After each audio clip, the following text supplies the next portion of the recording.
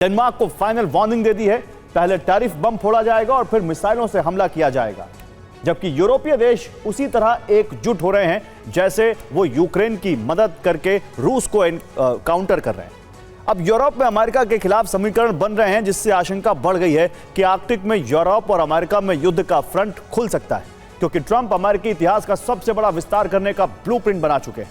त्रिकोणीय टकराव हो सकता है। ग्रीनलैंड पर अमेरिका कब्जा करना चाहता है। ट्रंप जिद ठान कर बैठे, जबकि रूस के लिए भी सामरिक तौर पर ग्रीनलैंड काफी अहम है, इसलिए वो भी कब्जा कर सकता है। इस बीच नाटो आर्कटिक में ग्रीनलैंड को बचाने के लिए रूस अमेरिका दोनों से टकरा सकता है। इस बीच डेनमार्क से खुफिया दस्तावेज लीक हो गए, जिसमें कई अहम जानकारी सामने आई। अमेरिका ने ग्रीनलैंड की कई सीक्रेट जानकारी मांगी। सैन्य ठिकानों की डिटेल पेंटागन पहुंची। ग्रीनलैंड के नेवल और एयरबेस की जानकारी भी मिली। ग्रीनलैंड के रेयर अर्थ मिनरल्स की जानकारी अमेरिका के पास है। और अमेरिका के इतिहास में 3 बड़े विस्तार हुए हैं और चौथा ग्रीनलैंड पर कब्जा करके हो सकता है।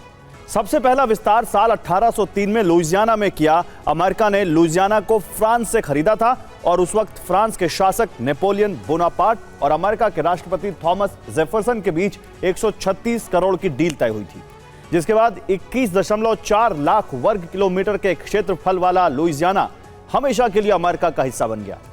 इसके बाद अगला विस्तार टेक्सास का हुआ, जो साल 1845 में हुआ था। उस दौरान अमेरिका के राष्ट्रपति जेम्स के पोक और मेक्सिको के शासक एंटोनियो लोपेज में टकराव हुआ था।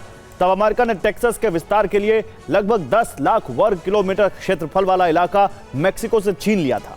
इसके बाद 1867 यानी 1867 में अलास्का को अमेरिका ने रूस से खरीदा था।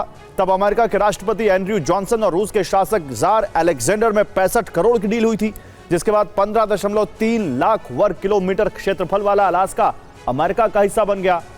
अब ट्रंप इसी इतिहास को दोहराना चाहते हैं। ट्रंप ग्रीनलैंड में अमेरिका का विस्तार करना चाहते हैं, जो अभी डेनमार्क का हिस्सा है। ट्रंप ने डेनमार्क की प्रेसिडेंट मेटे फ्रेडरिक्सन को ग्रीनलैंड सौंपने का ऑफर दिया है, लेकिन बात नहीं बन पा रही है, जिससे युद्ध के आसार बन रहे हैं। यानी 21.7 लाख वर्ग किलोमीटर क्षेत्रफल वाला ग्रीनलैंड, जो ऑलमोस्ट 80% बर्फ में डूबा रहता है, वो एपिसेंटर बन सकता है इस युद्ध का। और ग्रीनलैंड पर ट्रंप से टकराव बढ़ता जा रहा है। टकराने के लिए यूएस विहीन नेटो तैयार है, यानी नेटो और यूएस आमने सामने। इसके लिए गैर अमेरिकी सैन्य ठिकाने तैयार किए जा रहे हैं। अगर अमेरिका ग्रीनलैंड की घेराबंदी करता है तो तुरंत पलटवार किया जा सके, इसके लिए ग्रीनलैंड के पास फिनलैंड, स्वीडन और नॉर्वे के नेवल बेस अलर्ट मोड पर है, जबकि आगे डेनमार्क, जर्मनी, फ्रांस और स्पेन भी तैयारी कर रहे हैं।